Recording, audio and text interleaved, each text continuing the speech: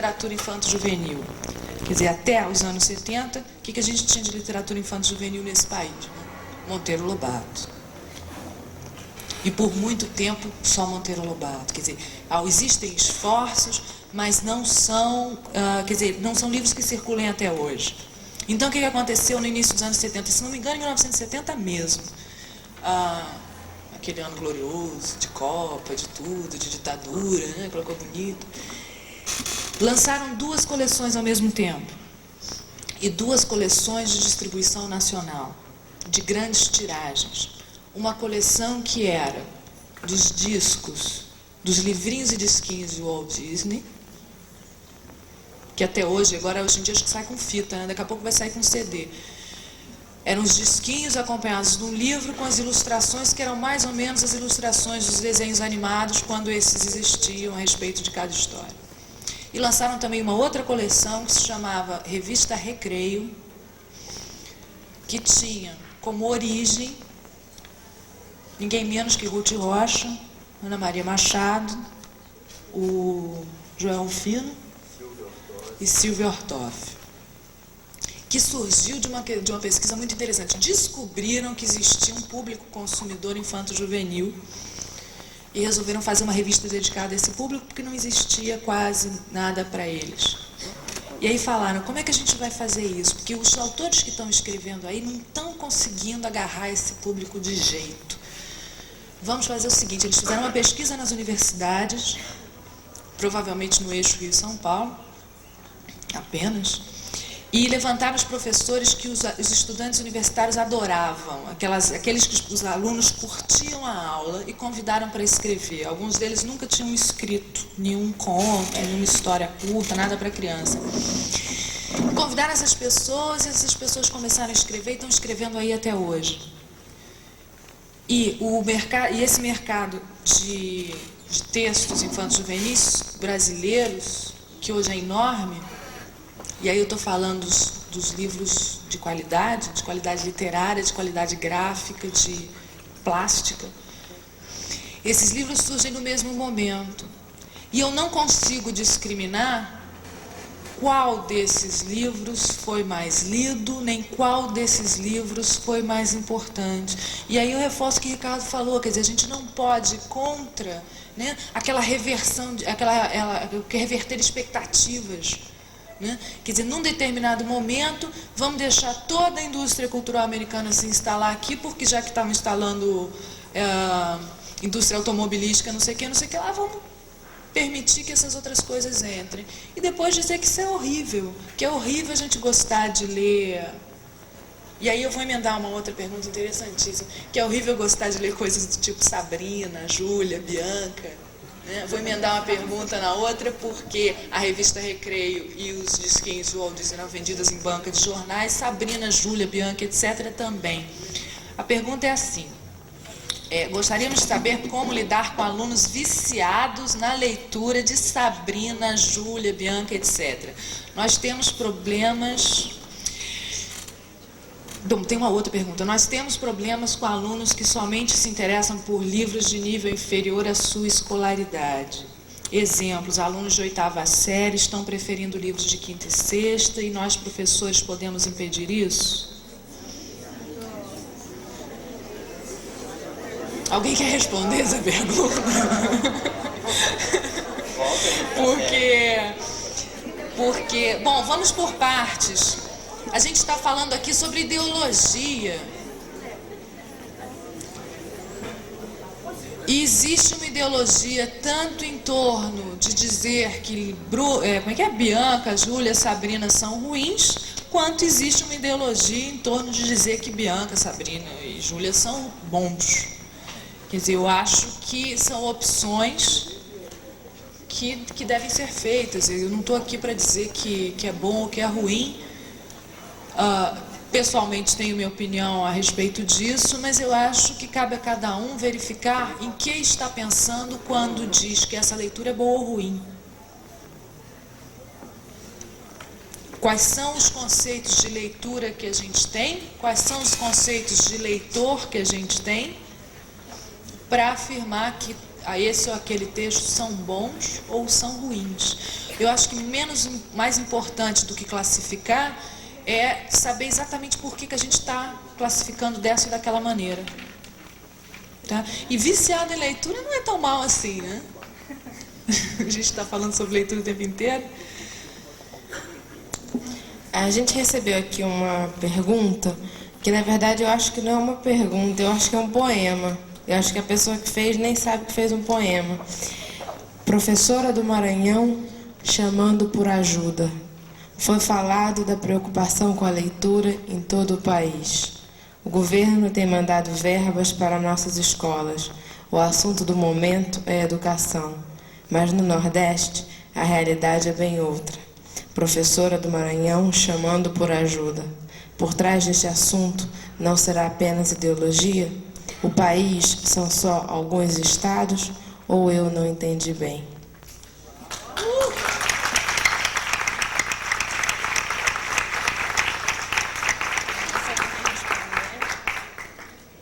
Você não precisa responder.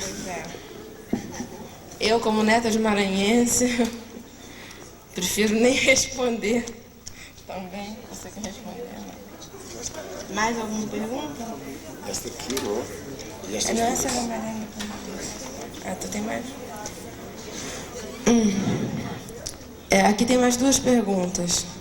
O melhor... Tem mais duas aqui? Não.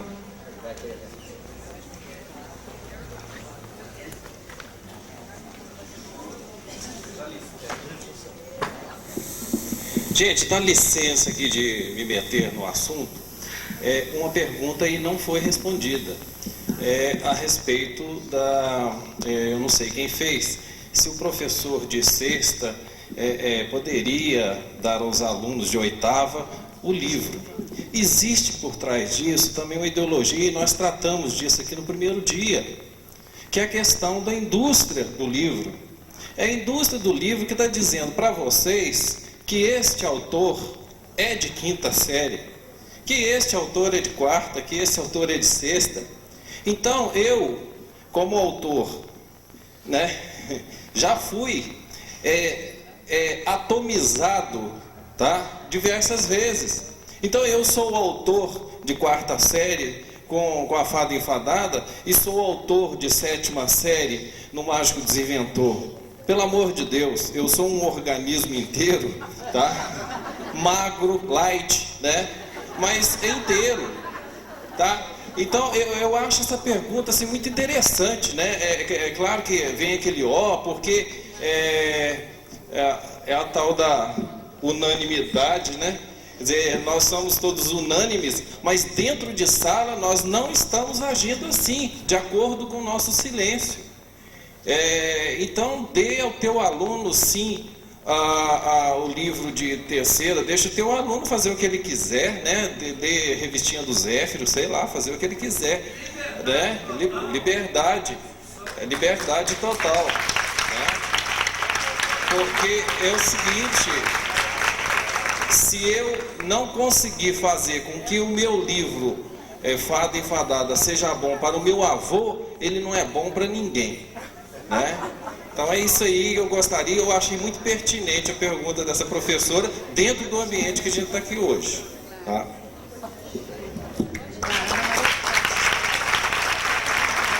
Olha, eu queria pedir desculpa porque foi no mesmo papel, não está assinado, eram duas perguntas e escapuliu aqui na hora.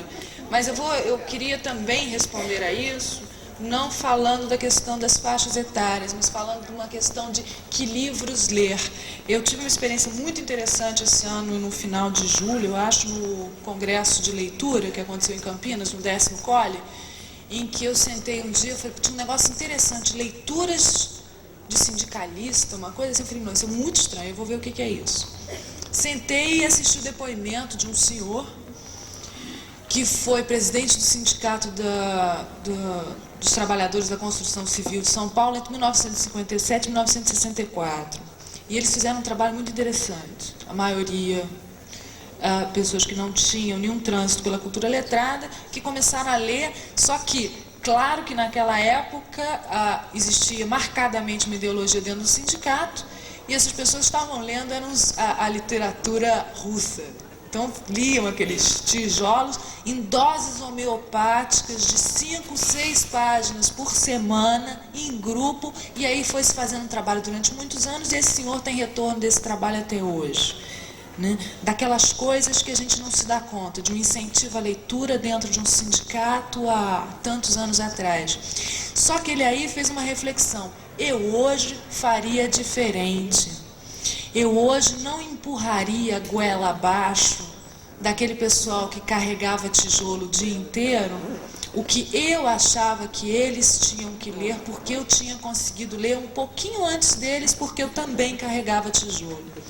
Ele falava o seguinte: eu hoje ia perguntar o que eles queriam ler. E ele falava, e ele falou assim mesmo: e se fosse história que tem revista de mulher pelada, a gente ia ler, era isso mesmo. Quer dizer, esse senhor, sem transitar por teorias da literatura, muito menos por teorias da leitura, falava que as pessoas tinham que ler o que elas bem entendessem. E eu acho que isso passa por essa questão da faixa etária também.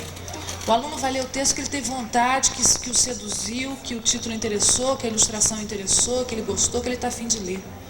E ele vai ler um texto de mais idade ou de menos idade, e não dei muita bola para essa questão das faixas etárias, não.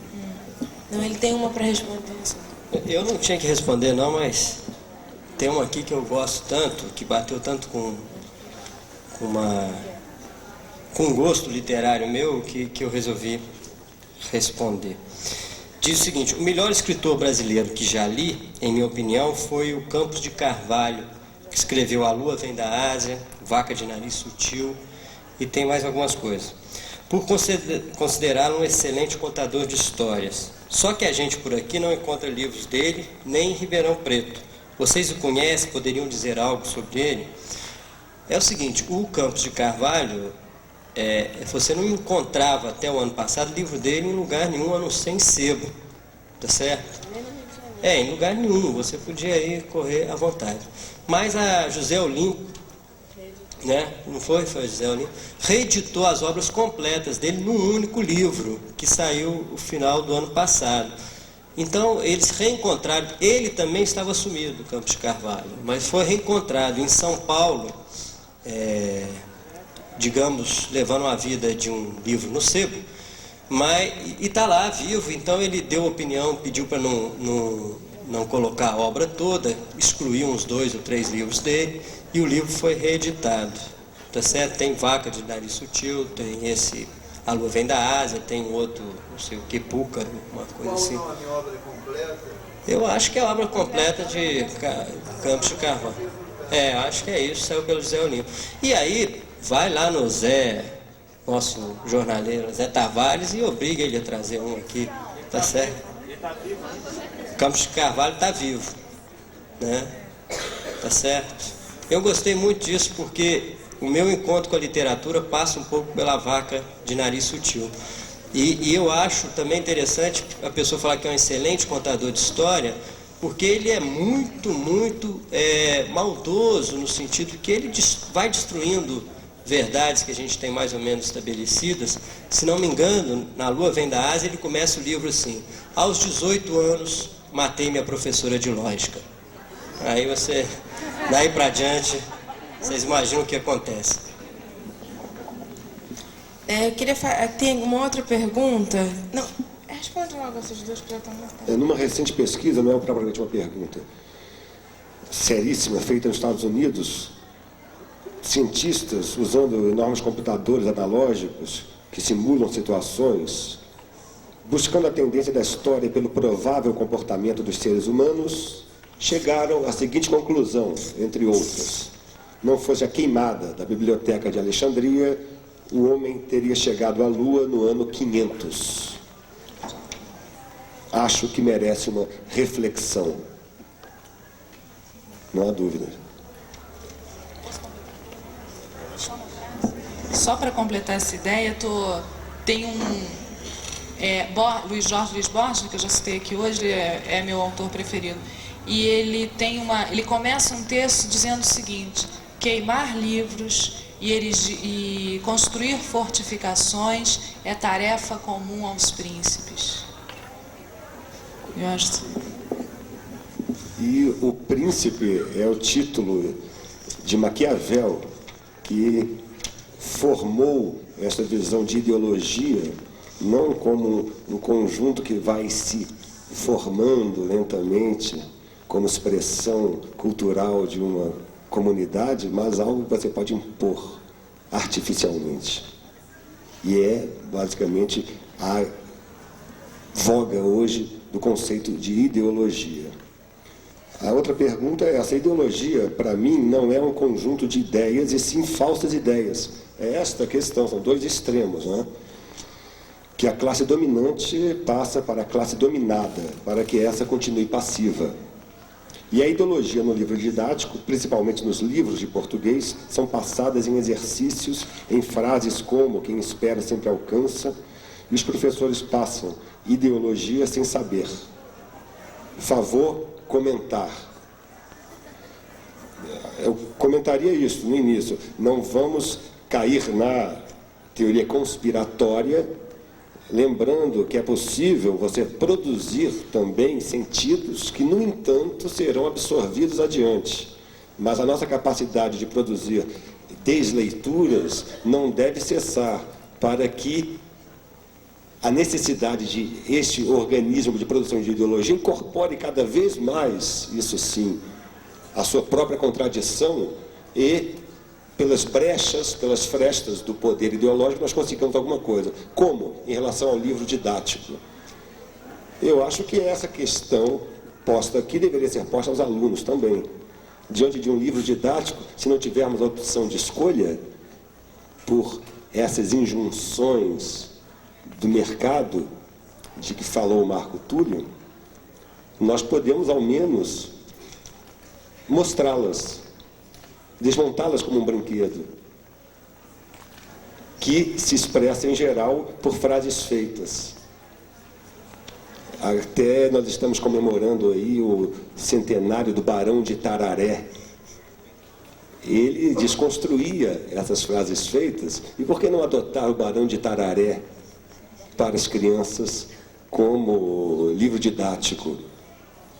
Essa é uma tarefa nossa. Então, quem espera sempre alcança. O que é que ele diria, quem espera sempre alcança? Chico Buarque desmontou isso daquela forma. Está provado, quem espera nunca alcança.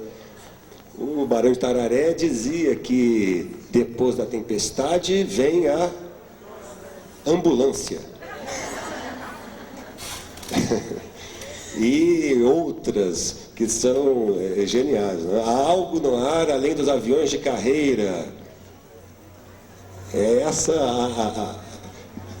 a nossa linha, né? Há algo no ar além dos aviões de carreira.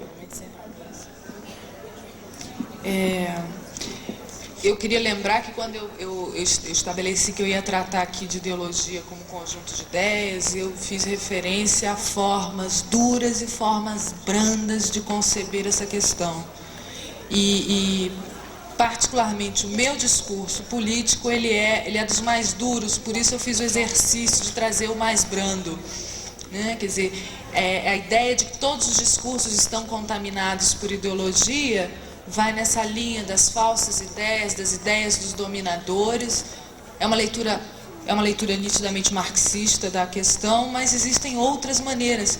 Quer dizer, quando eu digo que a linguagem vem sempre de algum lugar, a gente pode ler como achar mais conveniente. A gente pode ler, por exemplo, que vem do lugar dos dominadores, ou que vem do lugar do político, ou que vem do lugar do professor, ou que vem do lugar da mãe, ou vem do lugar... Quer dizer, eu estou apenas sinalizando que vem sempre de algum lugar. Quer dizer, de onde vem a linguagem, tem sempre uma ideologia ali. Né? E se ela vai ser conspiratória ou não, se ela vai ser falsa ou verdadeira, é relativo em função do lugar que você ocupa em relação a quem está falando. Né? Eu acho que o relativizar, o desler, o desnaturalizar os problemas não é nada natural discutir e ter verdades prontas e ter frases feitas, desnaturalizar, desler e recriar, é o que dá o tom de um trabalho diferenciado em torno dessa questão da ideologia. Bom, nós temos que encerrar porque o tempo é curto. Tem uma última pergunta aqui que eu vou responder bem rapidinho. Ela fala assim, que nos países do primeiro mundo, citando Inglaterra, é de impressionar o número de livrarias, bibliotecas, que são prédios, sendo que cada andar para determinado tipo de livros, onde há desenvolvimento, há leituras de todas as idades. Nossa realidade no Brasil não é essa. Será que podemos chegar lá? O que fazer para tal? E eu acho que tem aqui uma frase, tem onde há desenvolvimento, há leituras de todas as idades. E a gente acha que onde há livros, há leituras. E nem sempre onde há livros, há leituras. É lógico que o Brasil precisa de mais livros. É lógico que o livro no Brasil é muito caro. É lógico que o professor no Brasil não tem o desconto que nos países do primeiro mundo tem para comprar o livro. Mas não é só o ter o livro. Não é só o ter o livro que desperta o gosto pela leitura. Eu vou contar a rápida experiência que a professora Eliana Yunes teve no Amapá, quando ela foi fazer um encontro preparatório para um módulo. Foi à biblioteca de Macapá, conheceu a biblioteca e o acervo era riquíssimo. E quando ela sentou no auditório para conversar com as pessoas, poucas pessoas tinham entrado naquela biblioteca e conheciam aquele acervo. Então, os livros estavam lá, porque as pessoas diziam que os livros eram antigos, os livros eram velhos, e os livros velhos são bons. Há livros velhos bons, né? Há livros velhos excelentes. Então, muitas vezes, os livros estão e não há leitura. Então, não confundir. Eu não estou dizendo que a gente não precisa de livro, que livro é um detalhe, não. A gente precisa de livro, e a gente não tem dinheiro para comprar livro. Né? Esse livro do Campos de Carvalho eu vi numa livraria outro dia e não pude comprar, por exemplo. Por isso que eu me lembrei. Eram uns R$35, que é obra completa. Então o livro é caro, é um dos países mais caros do mundo. Mas onde há livros, nem sempre há leitura. Por isso o ProLer não distribui livros, mas incentiva a leitura como um prazer. Nós vamos encerrar. Eu gostaria de chamar, para encerrar, uma contadora de história, só que eu acho que eu vou deixá-la para antes do encontro com o leitor, tá? Intervalo muito rapidinho e às 11 horas nós estamos aqui.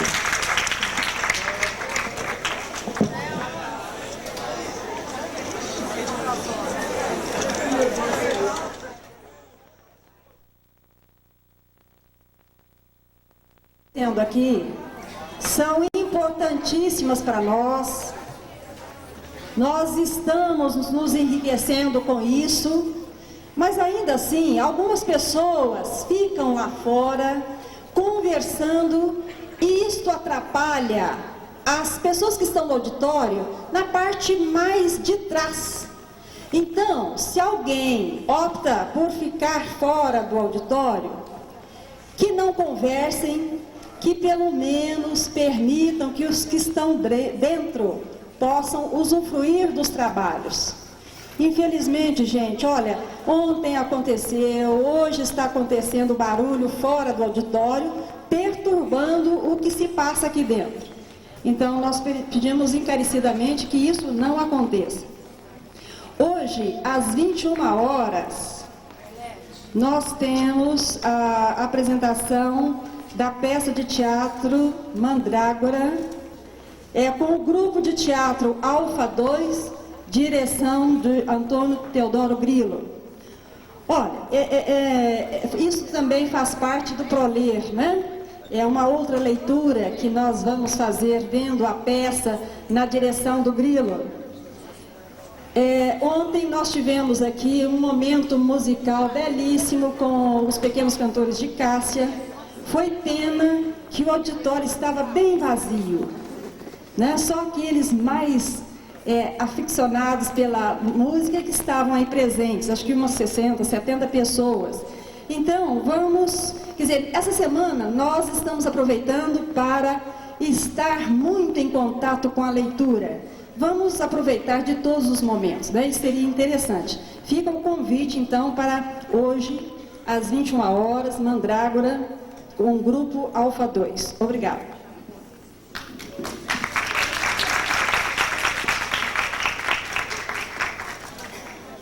Pessoal, então vamos dar início aqui ao nosso momento, né, esse encontro com autores.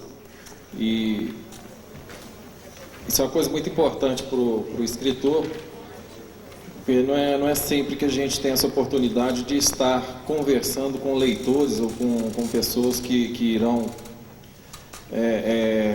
conhecê-lo de outra forma, né? Bom, ontem o Alexandre até me perguntou o que você vai falar. E eu achei interessante falar sobre aquilo que ninguém ainda leu, que é alguma coisa que eu escrevi muito recentemente e diria assim, por culpa do Proler, tá? E aqui então, antes de mais nada, meus agradecimentos ao pessoal do Proler, a essas pessoas, né, a essa ideia, porque eu fui tocado com relação a essa coisa mágica que é a contação de histórias. Num dos encontros do comitê, nós conversávamos lá sobre essa questão e eu então passei a fazer uma regressão, procurando onde estavam os meus contadores de história. E eu não tinha nenhum. Ninguém me contou histórias.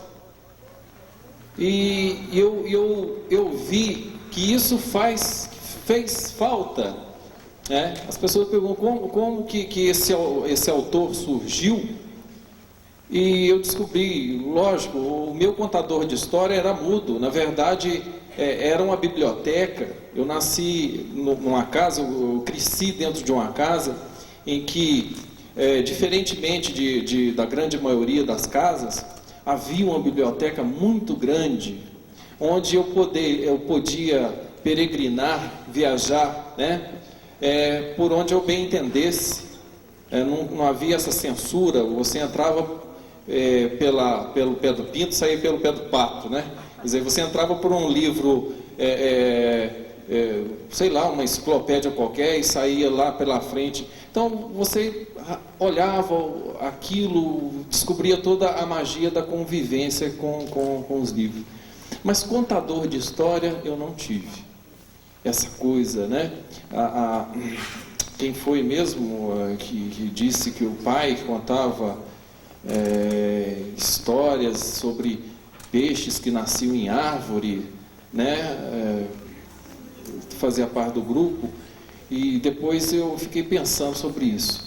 Então eu resolvi pensar na minha época de menino ainda, quando eu vivia em Formiga, e lembrei que eu tinha uma mania.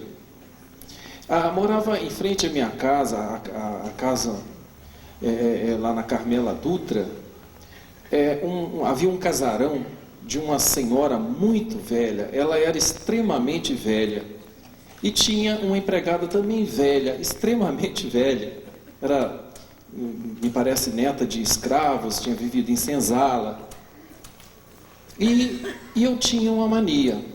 Na minha casa, que tinha um terreirinho muito acanhado, calçado de tijolos, não havia nem espaço para brincadeiras, pique, imagina, nem jogar bolinha de gude. Era muito acanhado esse terreiro. E havia uma coisa ali, havia um pé de chuchu. Então, eu tinha mania. Com desculpa de ir até a casa dessa velha, que tinha uma magia para mim, eu apanhava chuchu, 3, 4 chuchus, e levava de presente para ela. E eu fazia isso sempre. Toda vez que eu queria ir lá, eu apanhava chuchu e levava para ela. E eu falei assim, gente, eu vou pegar esse personagem para mim. Já que ninguém me contou história, eu vou transformar esta velha em contadeira de história. Porque eu não me lembro do que a gente conversava. Uma outra frase. Ela uma vez me perguntou, o que você quer ser quando crescer? Sabe, essas coisas que ficam na tua mente. E eu não sei por que diabos, eu falei assim, engenheiro. Eu detesto matemática, nunca tirei nada, não fui engenheiro de coisa alguma, né? Mas aí eu resolvi transformar essa velha naquela voz voz perdida que não tive, nem sei se tive, não me lembro, na minha contadeira de história. Então eu fiz uma história sobre uma contadora de história, que se chama O Apanhador de Chuchu e a Sua Avó Sábia.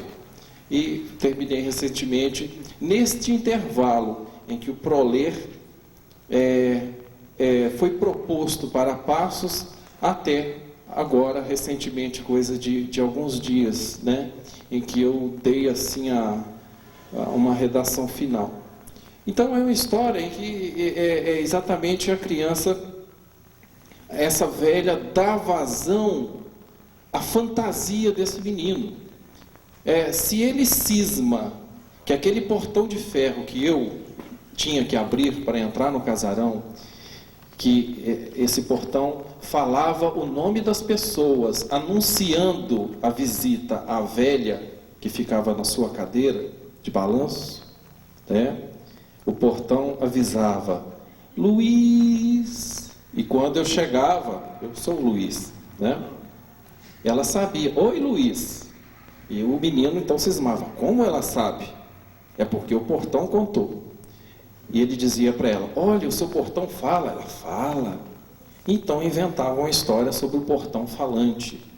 E as coisas vão acontecendo, quer dizer, é um processo em que essa velha simplesmente dispara nele todo um processo de criação, tá?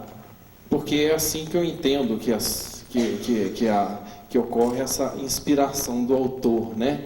É quando a situação deixa que você voa, que você flua, né? E então a história é sobre isso, é sobre uma relação de afetividade, porque o Gregório falou tanto em afetividade, né?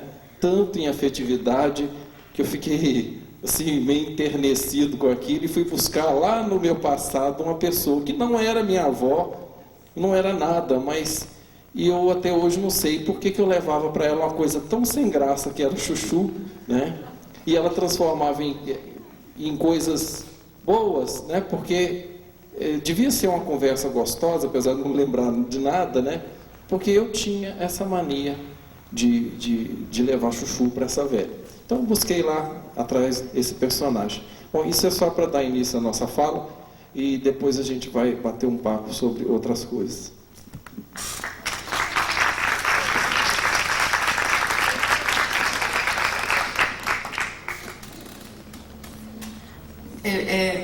Quando o Francisco Gregório, esse que fala de afeto, coordenador do Proler, me chamou para fazer um encontro com o leitor, eu falei para ele, Gregório, eu não sei se eu vou conseguir. Se eu vou conseguir fazer esse encontro. Eu já fiz outros viajando pelo Proler, mas que eu não sabia se eu ia conseguir fazer dessa vez.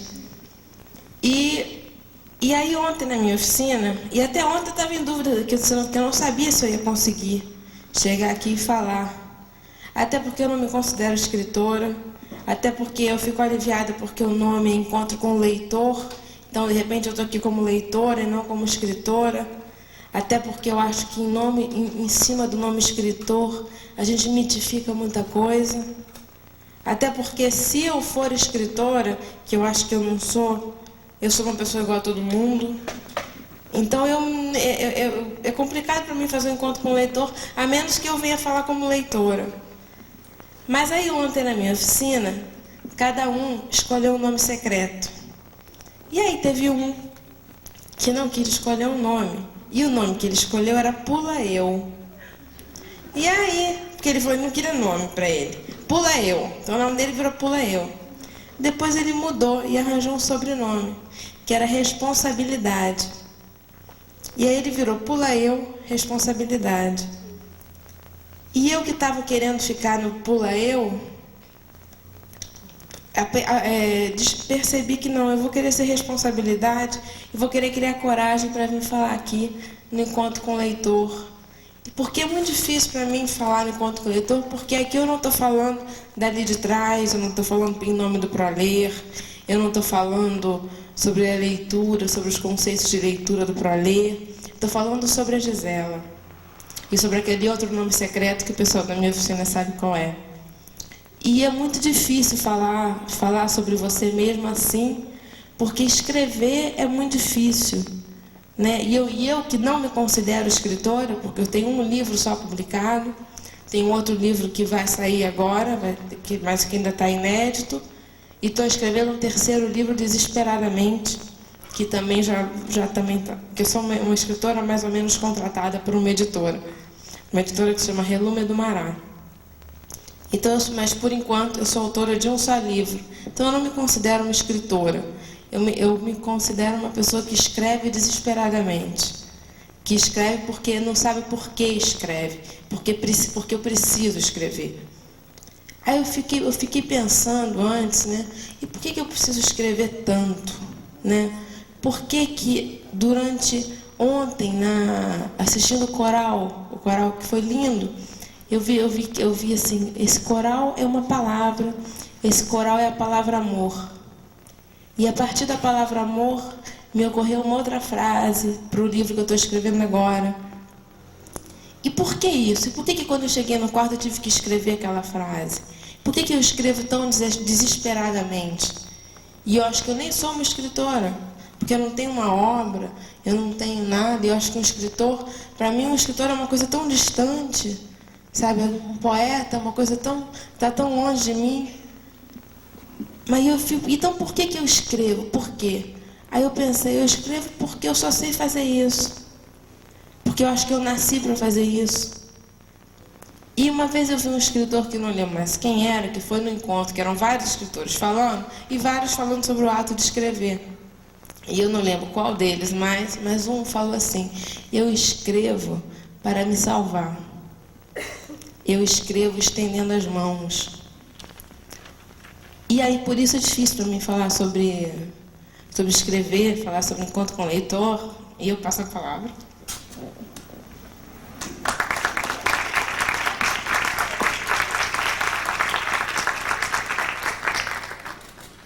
Isso deveria ser um encontro, não um monólogo, né? Então, eu pressupunha alguma fala pessoal, né? De alguém que queira saber alguma coisa assim, tá? Mas enquanto... vamos lá.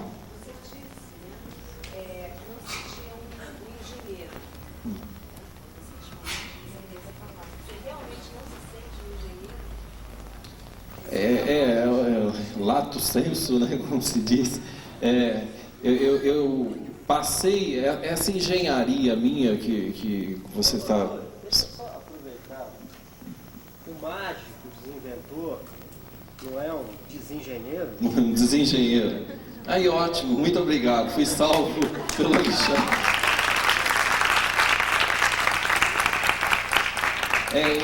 Numa fala desse mágico, para quem não leu, evidentemente, né, muita gente, é a história de um mágico que começa desiludido com a civilização, ele começa a descivilizar o mundo, né? E ele começa exatamente pela televisão, o que causa um verdadeiro frisson em quem lê, que fica desesperado, né? Eu falo que é como se matasse o parente mais próximo dessa pessoa, né? E realmente é isso, né? Acho que já respondeu assim belamente essa coisa. Eu não me tornei engenheiro no sentido mais restrito da palavra, mas de qualquer forma eu acho que é essa a proposta do autor, né? Ler o mundo, né? E fazer essa desengenharia, né? Na época da reengenharia, a gente está fazendo uma desengenharia da realidade, porque cabe, eu acho que aí está a função, né? Cabe a você provocar, como diz o Falcão, né? Onde houver certeza é o que eu leve a dúvida, só para ser bastante contemporâneo. Já estou me recuperando. E eu queria dizer que também a partir do ProLer aqui dessa semana, eu também consegui, como eu estou escrevendo um livro que se chama Casa Infinita, a partir desse encontro aqui já me surgiram vários capítulos. E é engraçado A Marília, outro dia, a gente conversando, me disse uma frase. E a partir daquela frase surgiu um capítulo, né? E outro dia a Maria Helena Silveira falou que me marcou muito sobre os meninos que sabiam que era uma ilha e que a ilha era cercada, uma porção de terra cercada, mas que não reconheciam a ilha. E a partir disso surgiu outro capítulo. E esse livro, A Casa Infinita, é uma história de amor. E aí eu descobri que ele era a palavra ilha. Ele, o outro, da história de amor. E ontem, vendo o coral, e vendo que o coral era a palavra amor, eu descobri que aquela história de amor que eu estava contando não era uma história de amor que falava de amor, que a palavra não era amor. E assim eu vou descobrindo muitas coisas, e quando eu falo em salvar, em me salvar, eu acho que eu estou sendo salva aqui, nesse encontro, e o livro está sendo salvo a partir de coisas que eu estou ouvindo. Ontem, conversando com a Mariana, que a gente chama de Marianinha, por causa da Mariana Vidal, ontem, conversando com a Mariana, depois do coral aqui, a gente ficou conversando e se salvando, porque eu acho que escrever, como eu falei, de se entregar, é ouvir o outro, e para quem escreve uma necessidade, para quem escreve é a possibilidade de se comunicar, escrever a possibilidade de ser salvo pelo outro, né? De estender as mãos, de se salvar. Mas para ficar um pouquinho mais leve, eu vou falar um textinho pequeno, que eu espero que... Ah, não, está aqui escrito. A partir da palavra ilha, que foi degringolada aqui na fala da Maria Helena Silveira, é bem curtinho, que é um texto, né, bem curtinho, só para a gente ficar mais leve, senão eu vou ficar muito chorona, tá? É a frase que você escreveu ontem na tela? Que? Essa é a frase? Não, essa é a frase de anteontem. Você pode falar de ontem? Que? A de ontem? A de ontem?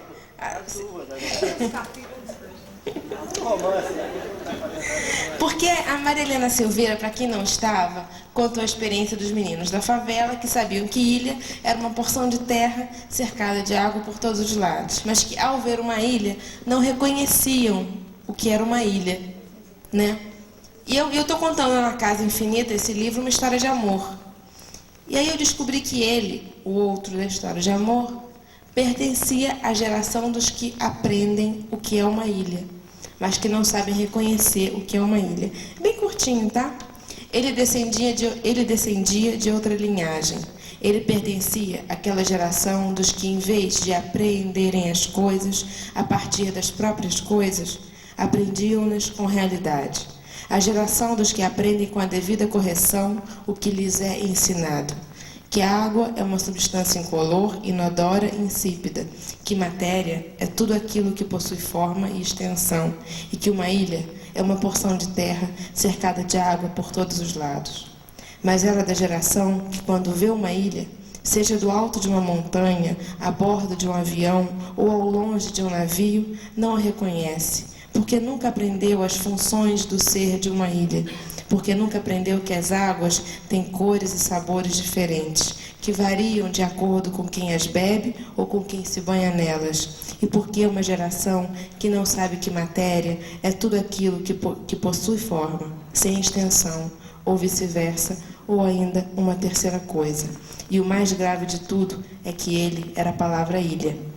Então, esse surgiu...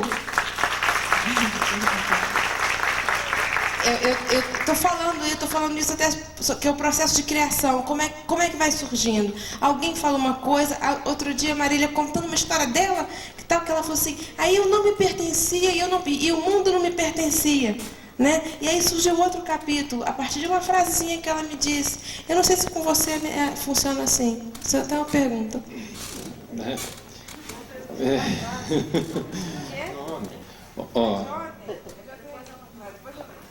Olha, o processo criativo, as pessoas geralmente perguntam muito, né, sobre inspiração.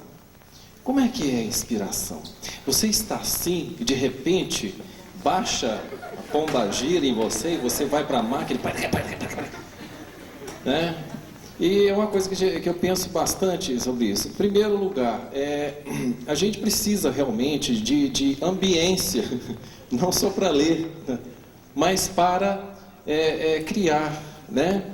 É por isso que eu disse que quando o ProLer veio aqui, eu fui impelido a escrever coisas que estavam mumificadas dentro de mim e eu, sabe, não tinha grande motivação, tá, para essa busca. E eu me tornei ali um Indiana Jones dentro de mim mesmo e fui lá cavucar, né, onde estaria a minha contadora de história perdida, né? E enfrentei países estranhiços, como o Onde é que estão, Transchuvônia e outras coisas que eu vou citando no livro, que são países por onde o menino viaja, tá?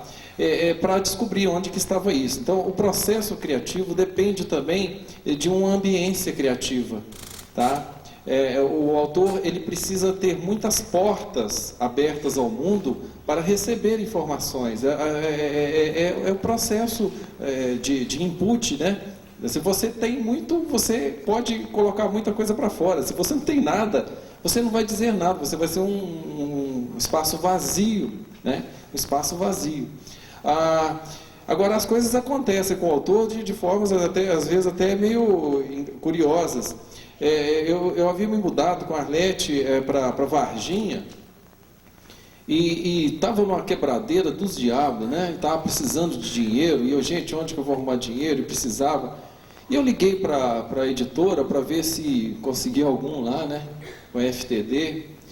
E aí esse telefonema acabou sendo uma choradeira danada com a Ione Meloni, de quem eu gosto muito. E ela disse: não, Marco Túlio, esse negócio de direito autoral, pererê, não dá para comprar, porque depois dá problema com as pessoas que vão herdar seus direitos autorais. Eu falei: puxa vida, eles estão pensando no autor morto já. E eu aqui morrendo de vontade de ter um dinheirinho para me virar. Aí ela disse assim: olha, esse ano nós estamos selecionando histórias de terror. Você tem histórias de terror? Eu falei: fora a minha, eu não tenho nenhuma. E fiquei ali matutando durante anos o que era escrever uma história de terror. Eu falei: eu preciso escrever uma história de terror. Eu preciso escrever uma história de terror. E não escrevi uma história de terror, porque nessa preocupação de escrever uma história de terror, eu comecei a trabalhar numa história em que, na Bienal de São Paulo, me parece de 88, Jânio Quadros era prefeito de São Paulo ainda, foi o ano que ele ameaçou fechar a Bienal porque estava gerando muito papel para os lixeiros da cidade. Não, foi antes, foi no plano cruzado, não foi no plano Sarney, foi aquela loucura que você entrava na Bienal, você saía pela porta do fundo sem querer, porque o povo te levava, aquela torrente. Eu me sentei com a Ione no restaurante e ela falou assim: então, Marco Túlio, você tem alguma coisa para mandar para a gente? Eu falei: olha, eu tenho uma história. É o seguinte, uma civilização, num futuro muito distante, ela entra num processo de autodestruição porque ela não tem mais sentido para a vida. É uma sociedade fáustica, né? Essa civilização que flutua entre a Terra e o infinito se chama utopia. E essas pessoas, então, chegam à conclusão que para se salvar elas precisavam de buscar no passado sentimentos humanos. Como? Então, escavadores descem, arqueólogos descem à superfície e começam a cavar. E descobrem as bibliotecas. Aí descobrem o ProLer. E descobrem as bibliotecas. E descobrem obras literárias. E descobrem ali os sentimentos humanos. Estão aqui, aqueles sentimentos perdidos.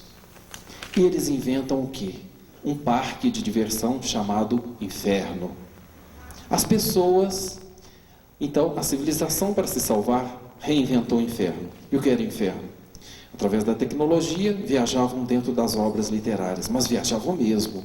Tornavam-se personagens de obras e passavam a viver aqueles sentimentos que estavam ali. Um inventor perde-se dentro de uma obra determinada que não estava catalogada. na sétima porta, que era a porta mais profunda, que mexia com o desconhecido. Aí vem a história de terror, né? Que obra era esta? Era o Fausto do Goethe. Tá? O Fausto do Goethe é aquela história do homem desesperançado com tudo, desiludido com a ciência humana, tá? Como a sociedade do futuro. Ele estava ali. Ele então faz uma troca com o diabo, minha alma em troca do prazer, do conhecimento, enfim, da vibração, né, total. Muito bem, então eu fiz essa história porque personagens vão entrando dentro do Fausto para procurar aquele que se perdeu, e o romance é enorme, tem, acho que mais de 300 páginas, não vou contar aqui porque a gente ficaria o dia todo, né? Mas é só para dizer que essa coisa que se passa em 1535 na Alemanha, ano de decapitação de Thomas Moros, né? 1535, exatamente por aí, utopia, e então há uma infinidade de ligações, surgiu porque eu estava duro e porque alguém me disse: você tem uma história de terror. E aquilo para mim foi um desafio. E eu queria escrever uma história de terror. E eu não escrevi uma história de terror. Eu escrevi uma história sobre a alma humana, o que é um terror, né?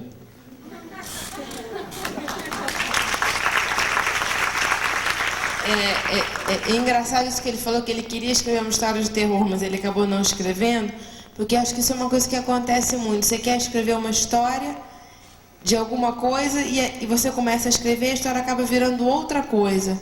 Eu, por exemplo, eu queria que esse livro, A Casa Infinita, fosse uma história de amor. E ela está virando uma história de outra coisa, né? Ela está virando uma história de outra vontade, porque parece que ela vai se... Mas eu vou voltar à frase que ele pediu, porque eu vi o coral ontem. E quando eu vi os meninos cantando, eu falei, a palavra para esse coral é amor. E a palavra do relacionamento que eu estou contando no meu livro não é amor. Mas se não é amor, que palavra seria essa?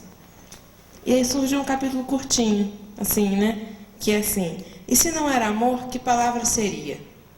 Mas se não era amor, que palavra seria aquela que traduzisse o fascínio delirante do nosso primeiro encontro?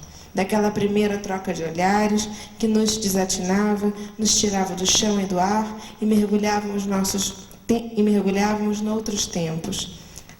Naquele primeiro encontro acontecido numa festa. Qual seria aquela palavra que nos tinha desviado de nossos caminhos, nos tinha tirado de nossas casas e de nossas palavras essenciais para acreditarmos insanamente num projeto que era a vida, como havíamos aprendido que deveria ser a dois.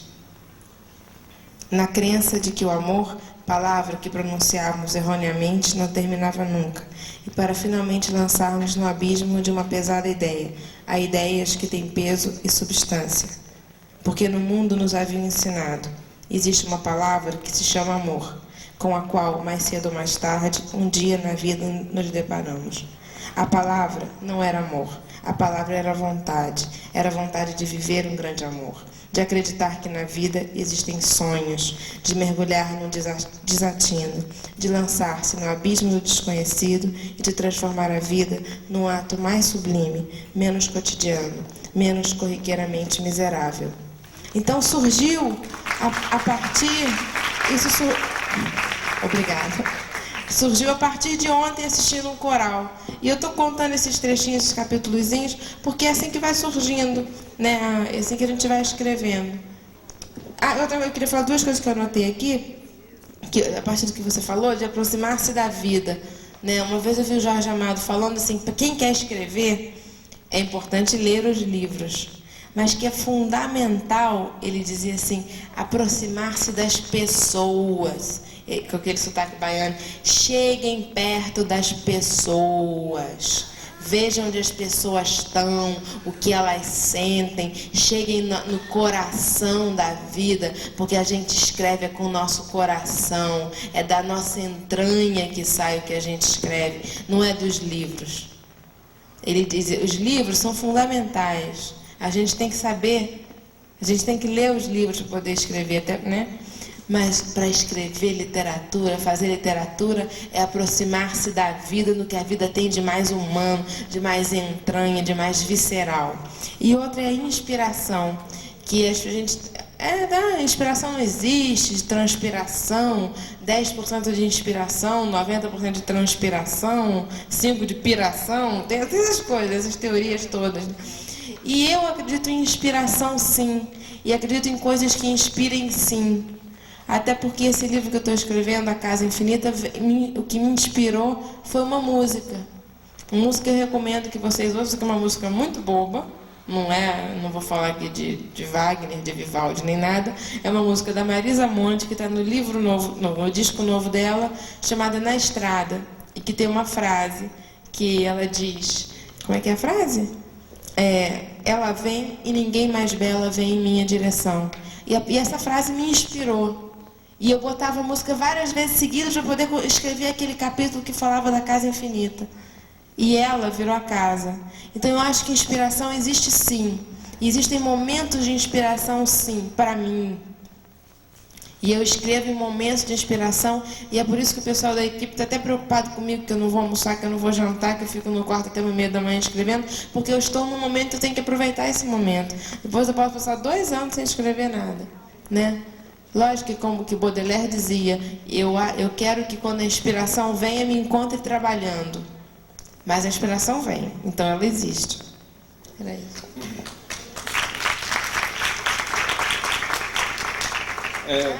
Tenho 2 perguntas aqui na mão e tem outra ali, né? Ótimo. Isso serve para nós dois, né? Evidentemente. Muitas vezes tenho ideias, inspirações, mas não consigo transportar para o papel. Ser escritor é dom? Como e quando você descobriu que é um escritor, né?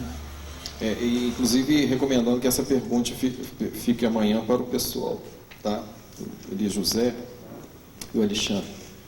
Ora, vamos lá. Muitas vezes tenho ideias, inspirações, mas não consigo transportar para o papel. Só voltando àquela história lá com a Ione Meloni, eu estava sentado com ela na Bienal, contei a história inteira, ou quase toda, 80%, e ela disse, ótimo, quando você me manda? Eu falei assim, não, eu não sou capaz de escrever isso, eu só te contei. Por quê? Porque eu não tinha informação sobre aquilo. Eu não tinha informação suficiente para botar no papel aquilo. Então, a inspiração é aquilo que te leva a escrever, mas que também te leva a buscar os meios, né, para escrever aquilo. Nem sempre você tem aquele cabedal de conhecimentos que torne possível transformar a inspiração de uma frase, né, de um instantâneo da vida, de um comentário de outra pessoa, numa obra literária, vamos dizer assim, tá? Então eu tive que conversar com pessoas, escutei histórias da Arlete lá para mim, sobre os parentes dela, ótimas, escutei histórias do meu pai, procurei saber com os meus tios histórias do meu avô, né, que acabaram entrando tudo. Olha, veja bem, nessa história que passa lá em 1535 na Alemanha, tem história do meu avô, tem história da avó da Arlete, né, porque o diabo Deus e o diabo ficam girando pela terra aí, enfim. Fui ler, como diz, ainda há pouco citando o Jorge Amado, os livros são fundamentais e são mesmo. Eu fui lá ver o que o Maquiavel dizia a respeito, fui ver lá o que o Copérnico estava falando, porque nós estamos em 1535, como é que era aquela época? Né? Vamos ler Utopia?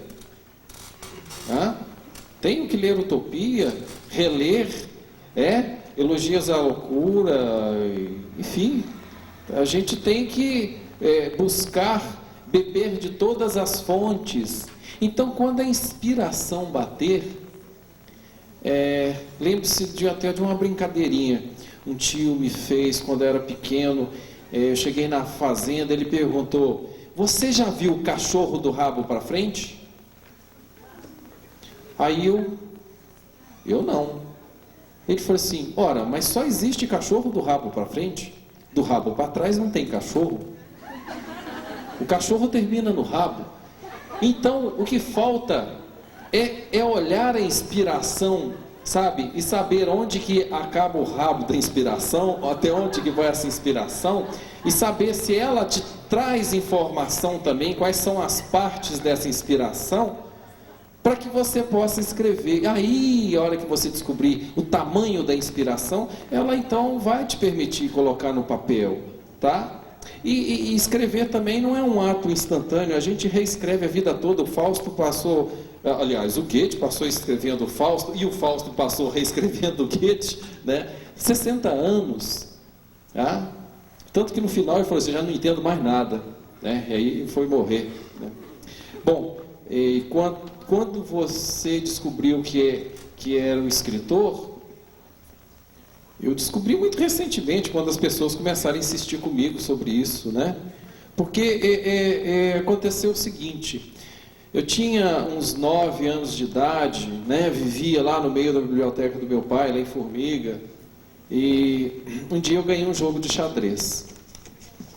E nunca me tornei um enxadrista também, lá vem o Alexandre com outras brincadeiras igual a mesma, mas eu não me tornei um enxadrista. Mas aquilo me deixou tão baratinado, as possibilidades do jogo do xadrez me deixou tão assim, motivado, tão inquieto, que a minha válvula foi me sentar. Eu lembro direitinho que eu me sentei na mesa da casa da minha avó, que nós morávamos de parede e meia, como se diz, né? Eu atravessei para a casa da minha avó, me sentei na mesa, peguei algumas folhas daqueles caderninhos pequenos, pedi uma caneta para uma tia, que é quase da minha idade, a Fátima, e falei para ela, vamos escrever uma história? E ela me deu a caneta, me deu o papel, e eu comecei a escrever, Pedrinho em Xadrezópolis. Aí escrevi a história de um menino, de um tio que tinha...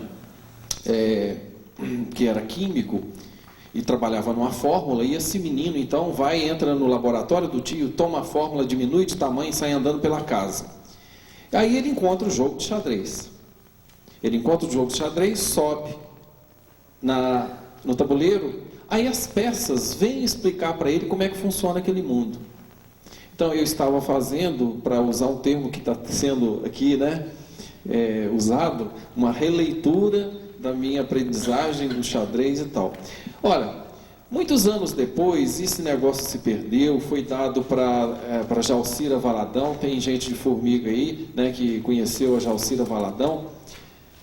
Foi dado de presente a ela, e depois esse manuscritozinho voltou e tal, enfim, se perdeu, não está comigo. Mas essa ideia desse personagem inserido num contexto de regras rígidas, de possibilidades infinitas, mas regras rígidas. Mas para ele não tinha regra nenhuma. Ele era o cisco no panóptico, o eterno cisco no olho, que tudo vê, né? Enfim, isso me levou agora, já adulto, né? Agora que eu digo na idade adulta, a rever aquele personagem, né? E então refiz uma história em cima daquilo que se chama O Pastor de Nuvens, que é a história de um homem sem memória que está em cima de uma árvore, desce da árvore e sai para conhecer o mundo, que é um tabuleiro de xadrez, que tem regras rígidas e que ele não aceita, tá? E por isso é perseguido, etc, etc, etc. Então, eu me tornei escritor quando? Não sei. Participei de grupos de literatura mano a mano, e inventamos revista de literatura aqui no interiorzão, e corri atrás de suplemento de literatura, e dei uma sorte danada de ter um amigo no lugar certo, na editora certa, e eu estava lá com o original de bobeira na mão, né? E virou O Mágico Desinventor, foi publicado. E naquela época eu ainda não sabia que eu era escritor, nunca pensei nisso, né? Então, hoje eu posso dizer que fui me tornando escritor devido a uma ambiência maravilhosa que eu tive, né? Muito propícia, não só daquela biblioteca que eu carreguei diversas vezes, caixas e caixas de livros, eu acho que desenvolvi a minha rinite alérgica graças a esses livros, até a convivência raríssima que eu tive aqui em Passos, né? Com um grupo de adolescentes, enfim, de onde surgiu o Antônio Barreto, que é hoje um dos maiores poetas, né, desse país, e outras pessoas também premiadíssimas e com vários livros escritos, como o Gilberto Abreu, o Zé Alexandre Marino e outras coisas, né? Quer dizer, são coisas que oportunidades que me pegaram pela mão, tá? Bom, o tempo já está ficando curto, agora tem uma pergunta aqui que eu adorei. Sem dizer ela, quando pronta, quem é a primeira pessoa a ler a sua obra? Primeiro é que eu faço o gênero obsessivo. Então, antes mesmo de estar pronto, tudo que eu vou escrevendo eu vou lendo. Tanto que eu já estou lendo para vocês um livro que ainda não está pronto, né? Eu li uma coisa que eu vi ontem, né? Então, você foi o primeiro, já, né? Então, eu vou lendo e eu vou escrevendo e vou mostrando, tá? Para quem está perto. Em geral, quem é que está perto? Meu irmão, que lê. Quem está perto, minha avó. A Casa Infinita tem escrito assim, e por acaso eu moro com meus pais e meu irmão, e meus pais estavam viajando, minha avó estava, entre aspas, tomando conta das crianças. Eu e meu irmão, de 23 anos de idade. Então, ela lia tudo. Minha primeira leitora era minha avó, né? E aí eu escrevi um capítulo sobre ela, que se chama Geração dos Delirantes, contando ela, dizendo que ela pertence à geração dos delirantes, aqueles que nasceram para pairar sobre uma segunda realidade sobre a vida, uma linha paralela. E ela leu o capítulo e ela falou: minha filha, como você me entende? Como você me entende? Então, a primeira pessoa que lê é quem está mais perto, mas é quem está mais perto e quem eu confio também, né? Então, tem as pessoas da minha família, um amigo, o João, também, quem está mais perto, e pode ser até por telefone. Por exemplo, eu ontem escrevi um capítulo curtinho, que eu posso ler porque é um diálogo, que li pelo telefone interurbano para minha mãe. O capítulo é para você ver como é que é, quem é que lê a obra, assim. A avó dizia para a mãe, quando a mãe era pequena: minha filha, vá logo tomar seu banho. Quando chega do trabalho, hoje, a mãe diz: vou logo tomar meu banho. E toma o banho dela, o banho da avó e o banho que eu tomarei um dia. É um capítulozinho que eu li pelo telefone, porque eu tinha escrito, eu precisava ler para alguém aquele capítulo. Então, respondendo essa pergunta, a primeira pessoa é, em geral, as pessoas da minha família que estão mais perto, ou o João, um amigo meu. Outra é: qual o seu gênero literário? Que é uma pergunta que eu não sei responder. Não sei responder. Tem uma coisa que chama-se prosa poética, tem uma coisa que chama prosa, uma coisa que chama poesia, e tem várias coisas entre isso, eu acho. Entendeu? Eu escrevo romances. O Bill, que é o meu livro editado, está aí, e é um romance, mas considerado prosa poética. Mas é um romance, mas é também uma novela, enfim. E como o Mário de Andrade diz, crônica é tudo aquilo que o autor chama de crônica, conto é tudo aquilo que o autor chama de conto. Então, eu não sei o que eu chamo os meus livros, se é romance, não sei gênero. E quais os livros que você escreveu? Eu escrevi esse livro Bill e a Máquina do Tempo, que é um romance, é a história de uma moça que se apaixona por um cara chamado Bill, e não dá tudo errado e tal, e ela descobre que é preciso se amar primeiro para depois amar outra pessoa, aquela coisa que a gente vive falando, né? Enfim, esse é o livro que eu escrevi. O outro livro que eu escrevi, que deve sair agora em janeiro, chama-se As Boas-Vindas, tá? É uma história, também é uma história de amor, que vai sair editado pela Relume do Mará. E o terceiro, tem textos esparsos publicados em coletâneas, mas que tal. E o terceiro livro é esse, A Casa Infinita, que deve sair até o final do ano, também pela Relume do Mará. Agora, editado, só tem o Bill e a Máquina do Tempo. E a terceira pergunta aqui: como se dá o encontro, o contato do autor com a editora? É difícil editar um livro? Dá para se viver de escrever? A última, dá para se viver de escrever? Acho que não precisa nem responder, que não, né? Jorge Amado Carlos Drummond de Andrade nos últimos 4 anos da vida dele e poucos. Agora, aconteceu comigo uma coisa surreal. Eu escrevi meu livro Bio e Máquina do Tempo, estava folheando uma revista francesa que tinha um anúncio que dizia que queria textos inéditos, e eu traduzi o primeiro capítulo e mandei para essa revista francesa, e o livro está publicado na França.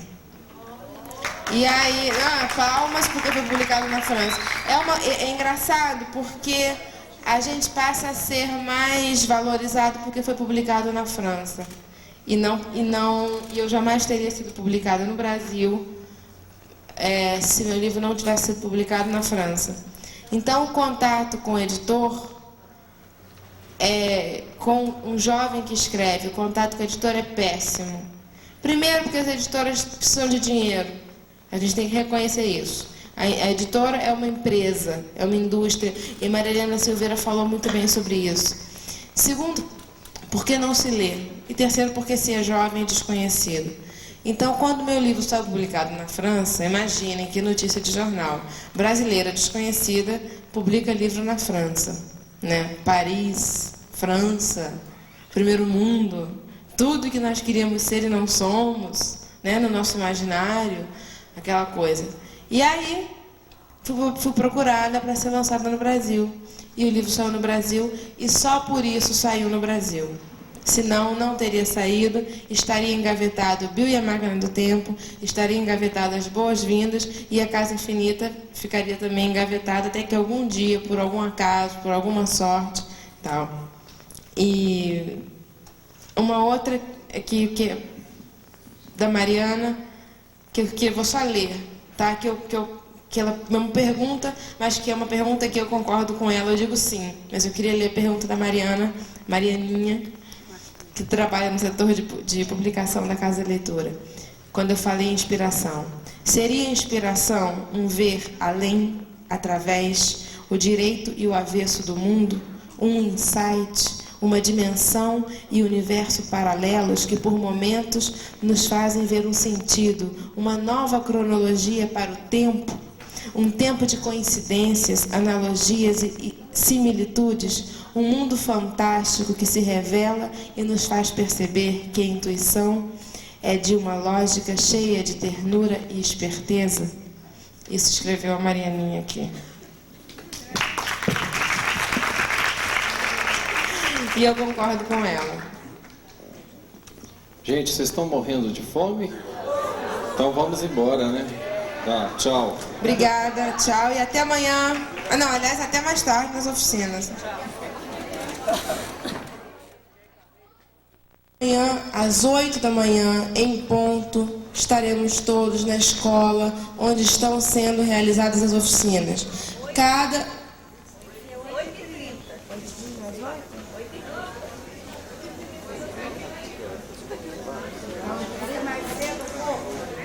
O ideal era que fosse um pouco mais cedo, tá, gente?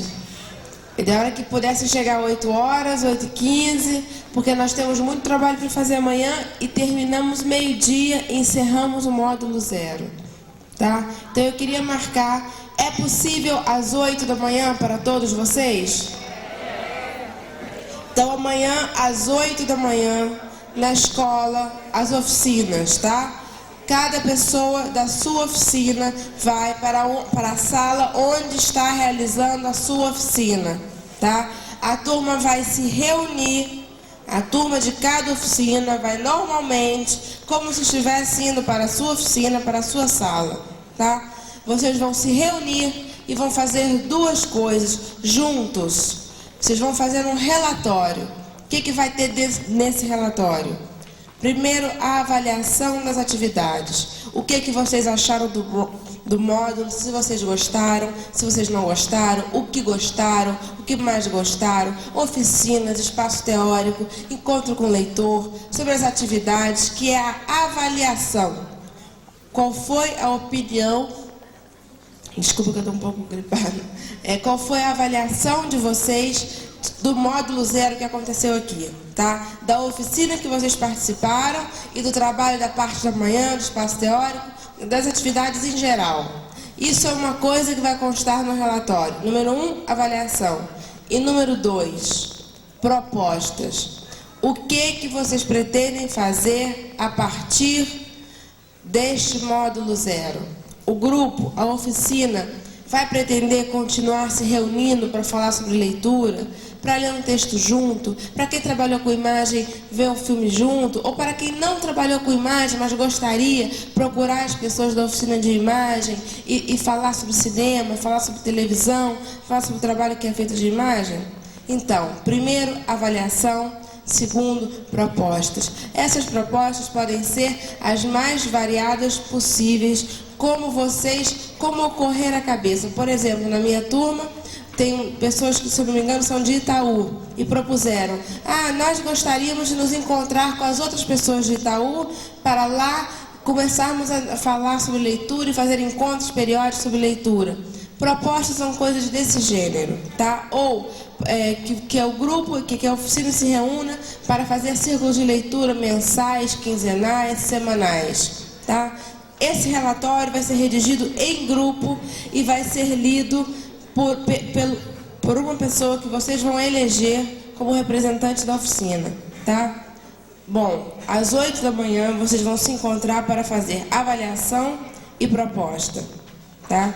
Vocês têm 2 horas para fazer esse trabalho, relatório de avaliação e de proposta.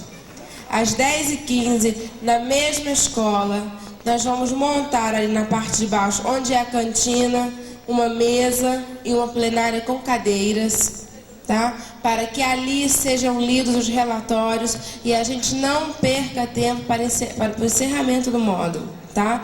Até meio-dia nós temos que encerrar, porque é muito importante a participação de vocês até meio-dia. E eu pediria a vocês, mesmo quem tem compromisso, eu sei que as pessoas têm compromisso, têm filhos, têm almoço, que por favor fiquem amanhã até meio-dia para a gente poder encerrar o trabalho, ouvir o relatório de cada oficina e ouvir as propostas de cada oficina, porque isso é o mais importante do módulo 0, que são os frutos, que vai ser a continuação do trabalho, que vai tornar possível a volta do ProLer a passos, tá? Então, recapitulando, de 8 às 10, cada um na sua oficina, redigindo junto um relatório com avaliação, o que achou, o que não achou, o que gostou, e 2 propostas, o que vamos fazer a partir de agora.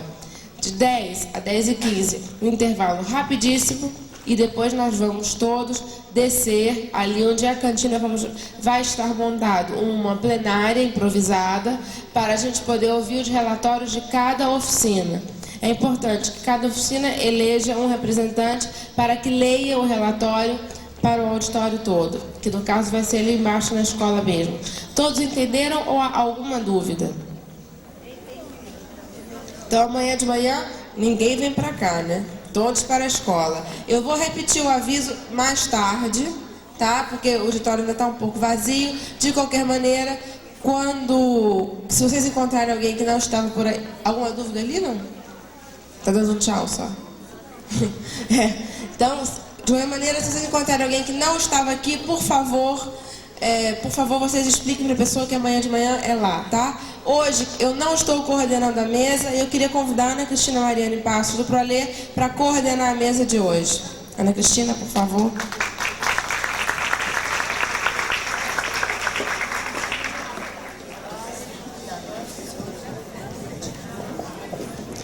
Bom dia.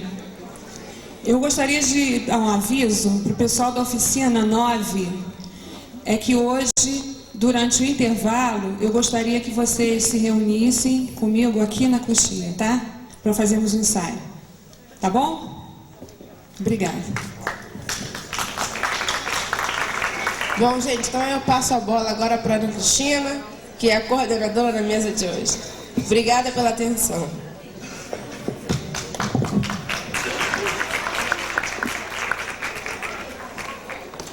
Bom dia. Hoje, no nosso espaço teórico, na parte da manhã, a gente vai ter uma mesa redonda sobre leitura, prazer e saber. Então, eu queria convidar para compor essa mesa Elias José,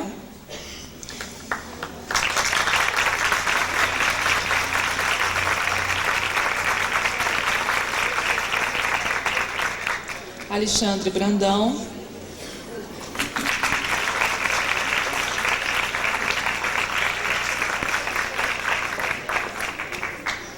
e Gilda Parente para trabalhar como mediadora.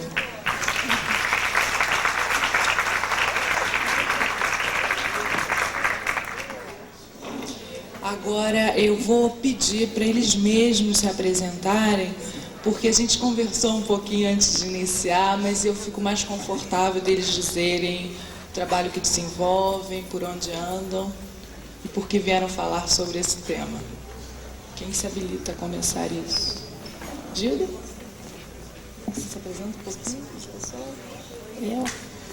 Bom, bom dia, gente. Eu sou Gilda Parente, trabalho em Passos há muitos anos. Estou atualmente apenas na Faculdade de Filosofia, sou professora de língua portuguesa e prática de ensino de português. Já fui professora de primeiro e segundo graus e hoje eu estou apenas na faculdade. Bom, eu sou Elias José, muita gente aqui me conhece, que eu venho sempre a Passos, né? Fazer trabalho aí junto à Delegacia de Ensino. E sou professor, sou escritor e com muita alegria estou participando pela primeira vez do ProLê. Acho que é isso. Eu sou Alexandre Brandão, sou da Terra. Vou ficar por aí mesmo. Vocês de Passos não tem uma apresentação muito fácil de fazer, né, gente? Sou da Terra, nasci aqui, sou mineiro. Vamos lá, o Elias José tinha me pedido para você começar. Começas? Olha, baixo o pé não é fácil. Eu, antes de começar, eu queria fazer duas coisas. A primeira é a seguinte, eu queria dedicar essa minha fala a dois primos meus que fizeram uma viagem um pouco mais longa e não vão voltar, que é o Marzinho Brandão e a filha dele, a Juliana.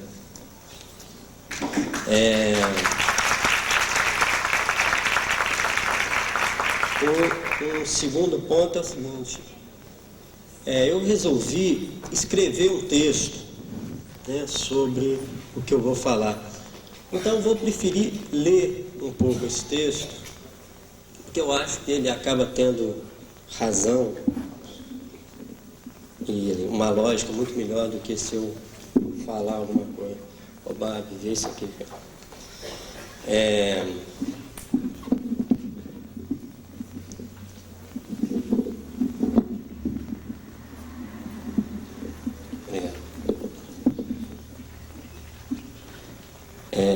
E esse meu texto, eu dei um título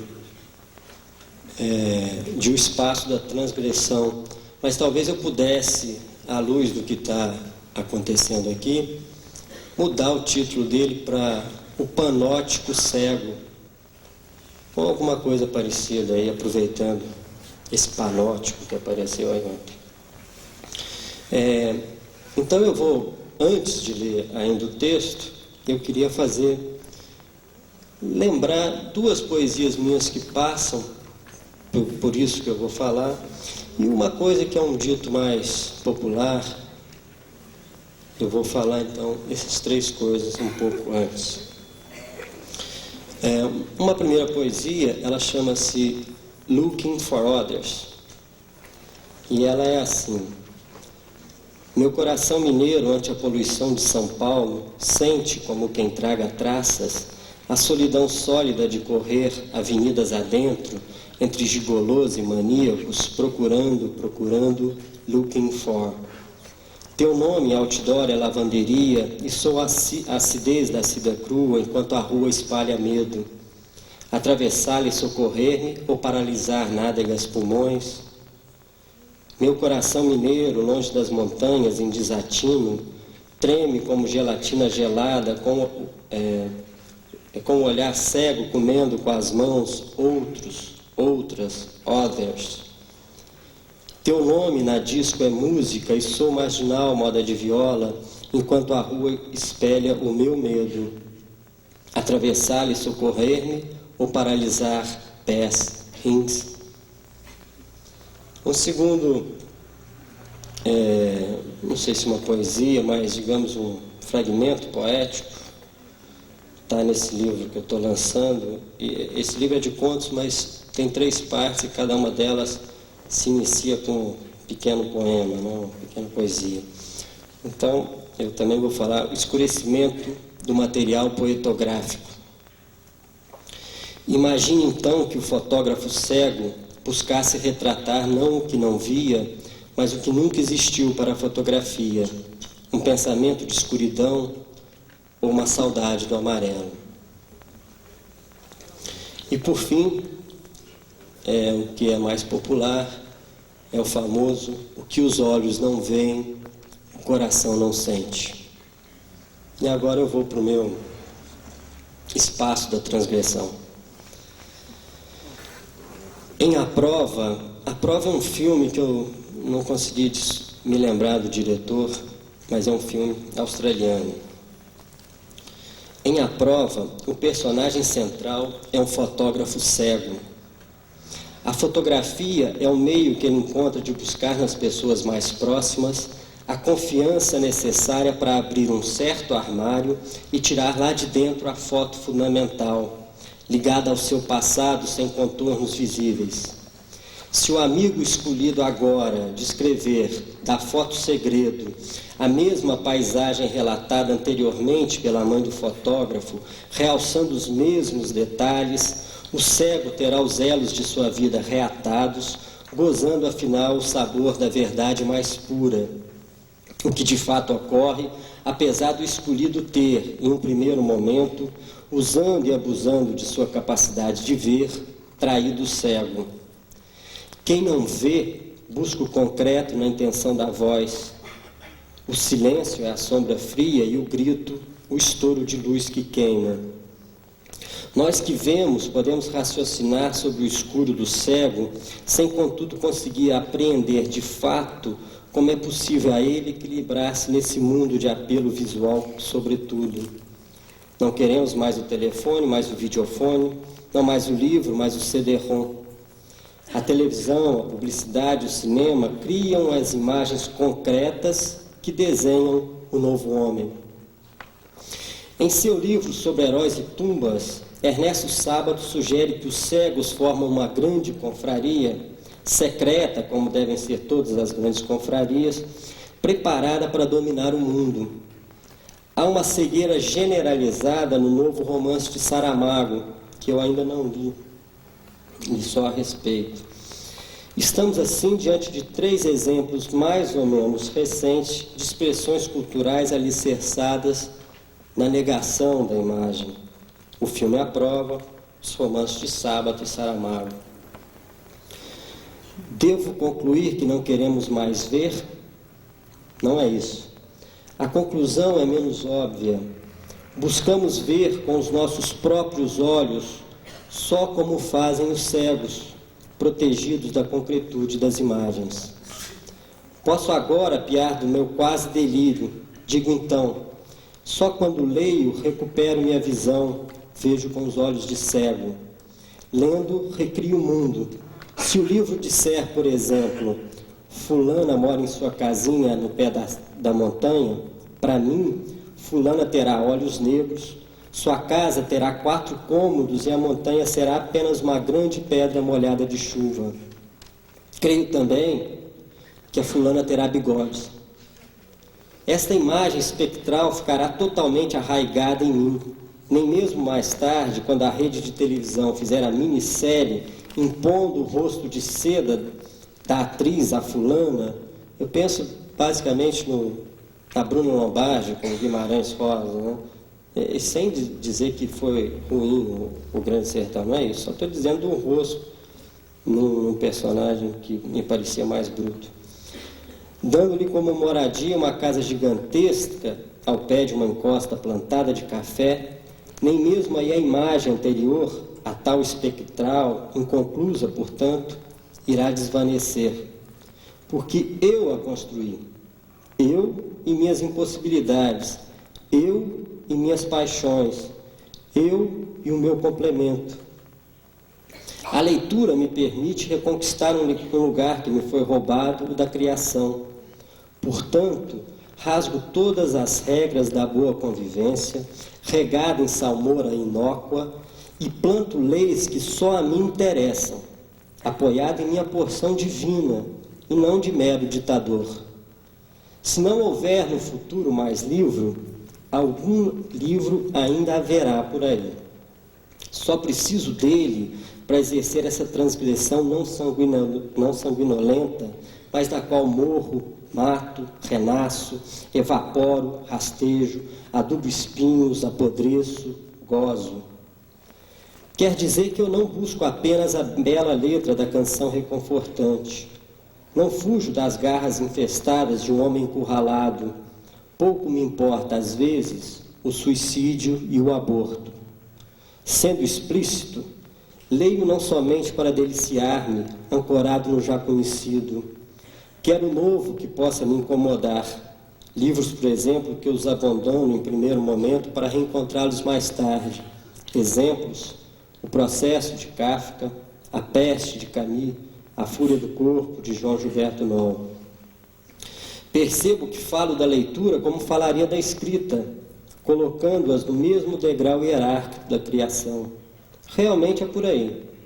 A escrita baseia-se, entre outras coisas, na rebeldia humana, impondo-nos a vontade de desgastar os limites do mundo concreto. Enquanto escrevo, reinvento o mundo ou dou grandes valores às coisas sem importância. Enquanto leio, aceito o desafio do escritor, acatando seu mundo dentro dos pilares do meu. Conclusão: o livro só de palavras, ao que parece, tenderá a ter um lugar menor no futuro, mas persistirá. E os poucos que a ele chegarem irão buscar, no ato transgressor, a verdade individual, provavelmente sem nenhuma serventia prática e imediata, que nos sustenta nessa passagem pela terra. Verdade fantasmagórica, concreta como os sonhos. Eu paro por aqui.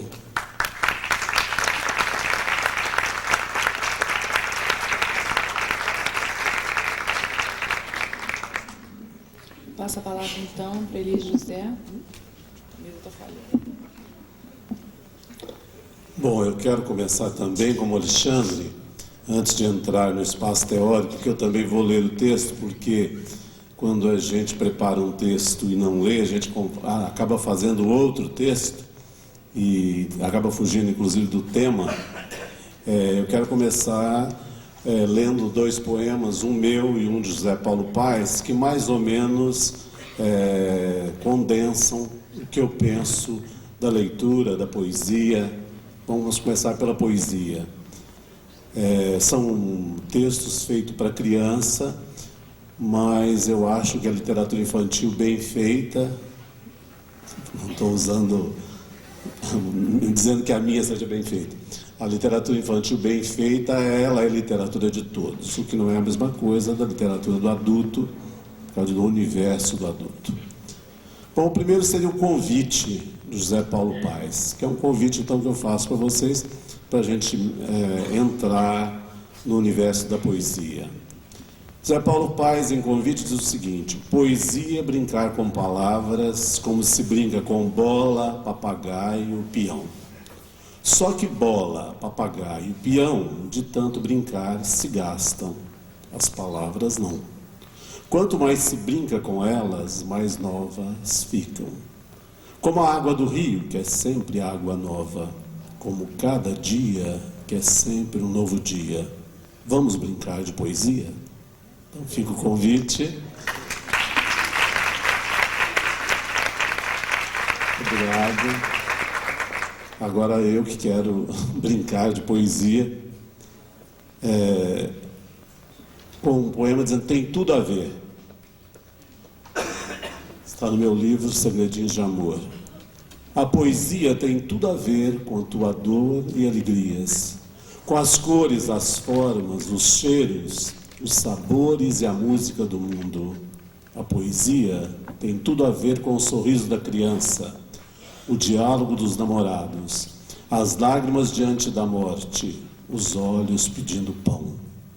A poesia tem tudo a ver com a plumagem, o voo e o canto, a veloz acrobacia dos peixes, as cores todas do arco-íris, o ritmo dos rios e cachoeiras, o brilho da lua, do sol e das estrelas, a explosão em verde, em flores e frutos.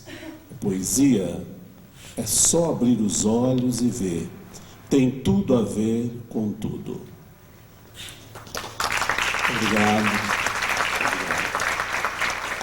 Então vamos aí para o texto teórico, que eu sempre me encabulo mais com essa leitura teórica.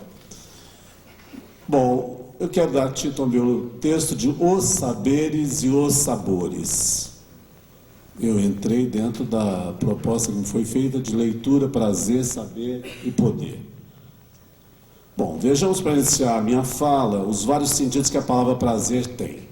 Prazer é fruição, alegria, contentamento, júbilo, deleite, satisfação, sensação agradável, agrado, distração, divertimento e envolvimento. Todos esses sinônimos não dizem tudo sobre o prazer e o encantamento que a leitura literária provoca. Literatura é jogo de palavras com mais alto grau de envolvimento poético, apelo aos 5 sentidos, multissignificação, ritmo para os ouvidos e formas e cores que nos permitem criar cenas, lugares e pessoas. Parece tão banal a seguinte cena. O leitor ou a leitora está confortavelmente sentado com o livro aberto em suas mãos. Mas é inimaginável o que se passa na cabeça desse indivíduo, quando se instaura o mágico diálogo que envolve o autor, o texto e o leitor, através do poder da palavra literária. A literatura pode nos levar a um mundo idealizado, capaz de nos dar o que o cotidiano nos nega sem nos alienar.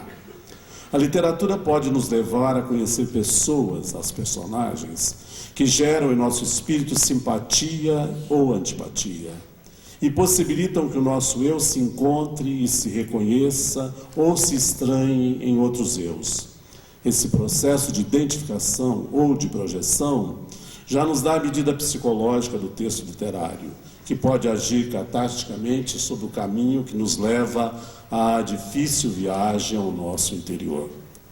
Saímos de um romance tontos de prazer ou cheios de perguntas sobre o mundo que nos cerca, sobre o mundo que nós somos e que muitas vezes desconhecemos.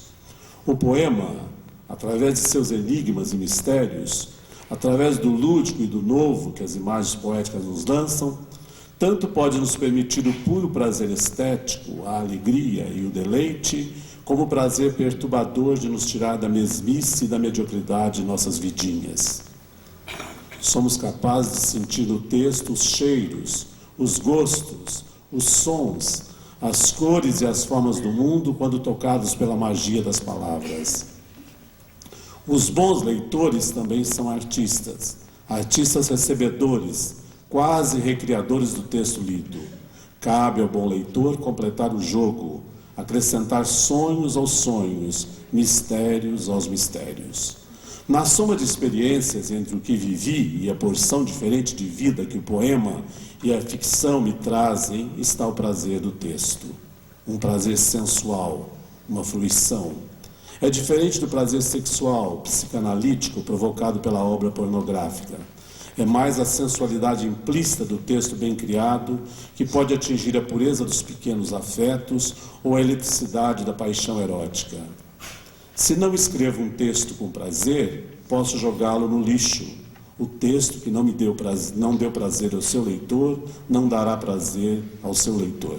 Desculpa, o texto que não deu prazer ao seu autor, não dará nunca prazer ao seu leitor. A palavra prazer aqui tem mais o sentido de envolvimento, de fruição, e não de alegria barulhenta. Não se trata de um prazer que provoca risos, gritos, gemidos ou lágrimas. É um prazer interior, fácil de ser sentido, difícil de ser explicado. Posso criar ou ler um texto extremamente pesado, sufocante, e sentir essa fruição, esse prazer estético. Quando alguém escolhe um livro meu para ler, elegendo entre tantos outros, é porque houve algum elo, alguma atração, que pode estar no gênero, no título, na capa, ou mesmo no gosto pelo meu tipo de literatura. Na maioria das vezes, não conheço este meu leitor. Não sei a cor dos seus olhos, contudo, não posso olhá-lo com superioridade de um criador.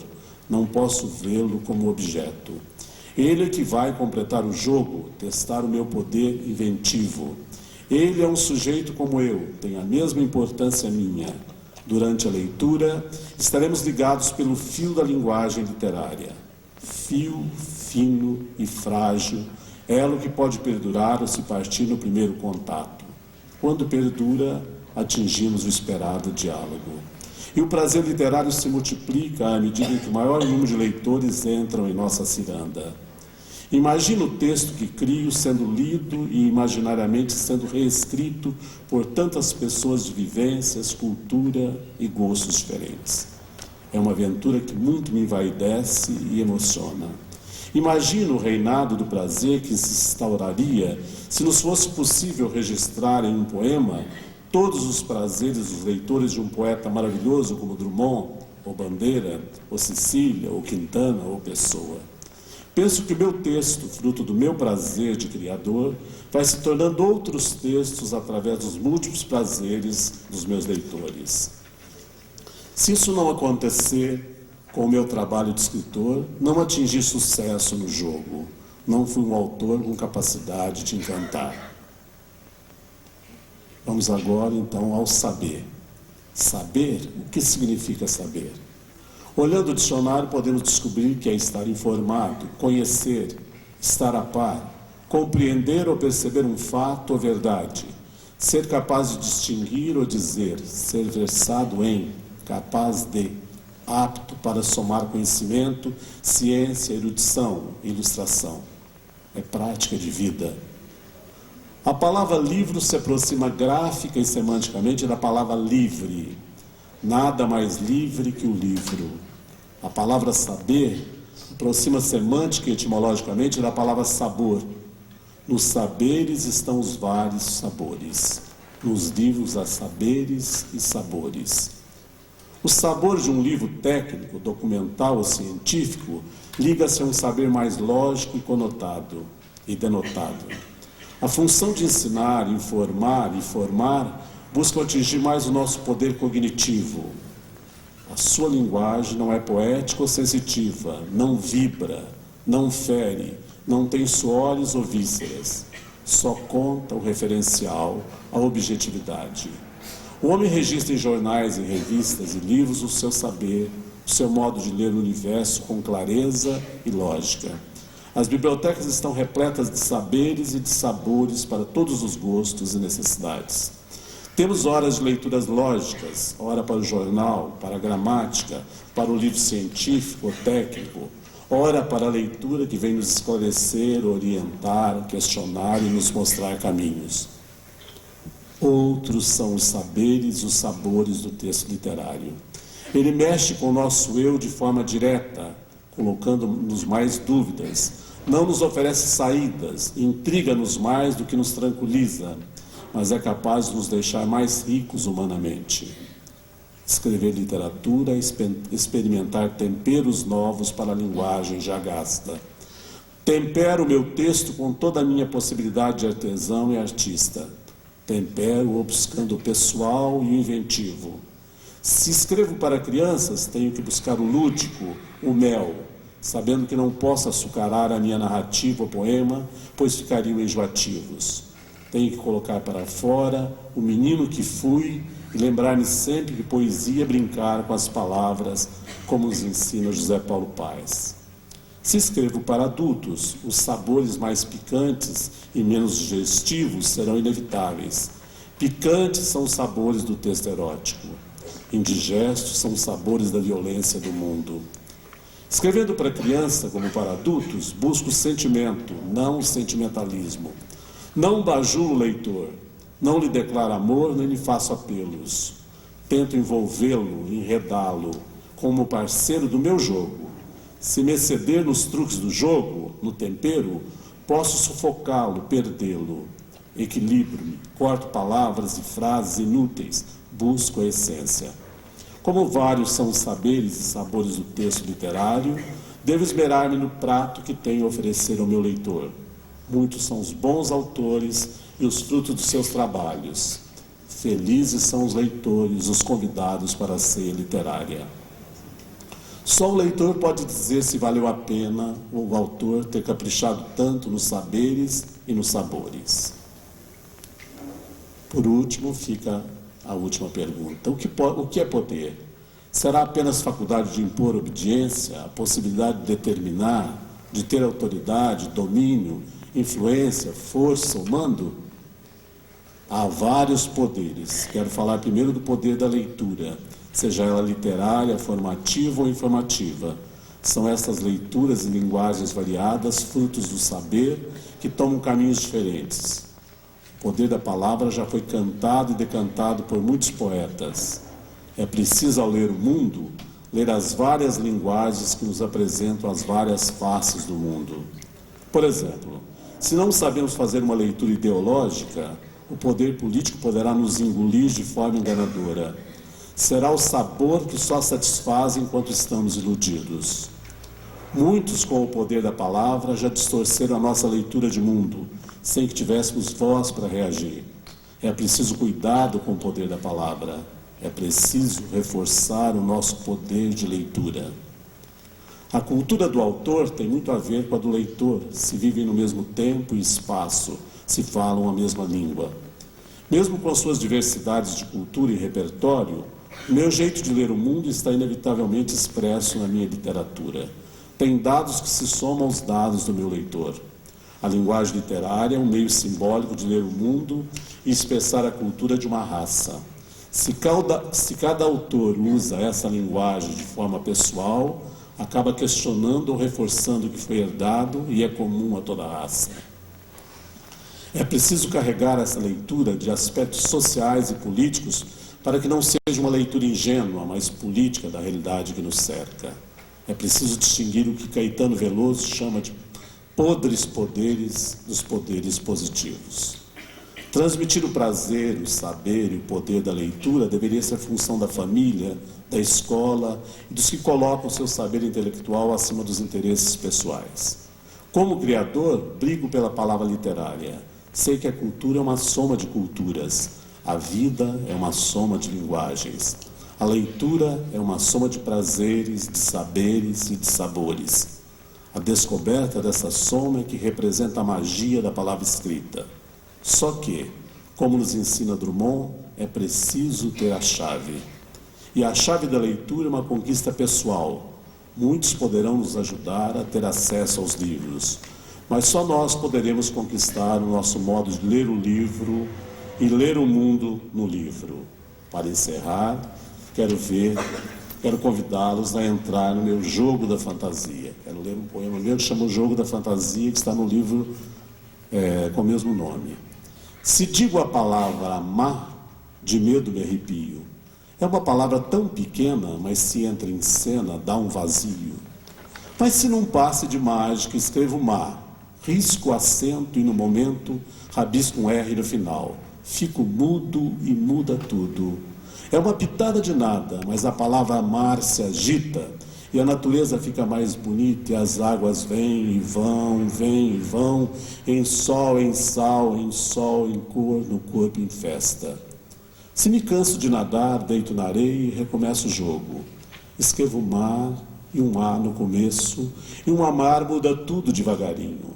E basta olhar nos olhos de alguém para um sonoro, macio e livre e invisível passarinho se pôr a voar, a voar. Mas se de amar eu inventar outro jogo, começando pelo fim, uma rama brota toda e envolve toda a praia. E é bom ver o verde, um verde bom de ver de verdade. E aí eu jogo com as sílabas. Aí jogo com as sílabas e um ar arisco risca meu corpo. Depois Mara aparece e me diz bom dia. Já não é a colega de escola, vira fada que conta histórias, sereia que enche o ar de música e alegria. e a palavra mar sai da memória. E no jogo se mistura a fantasia. É mar, é ar, é rama, é amar, mara. Obrigado.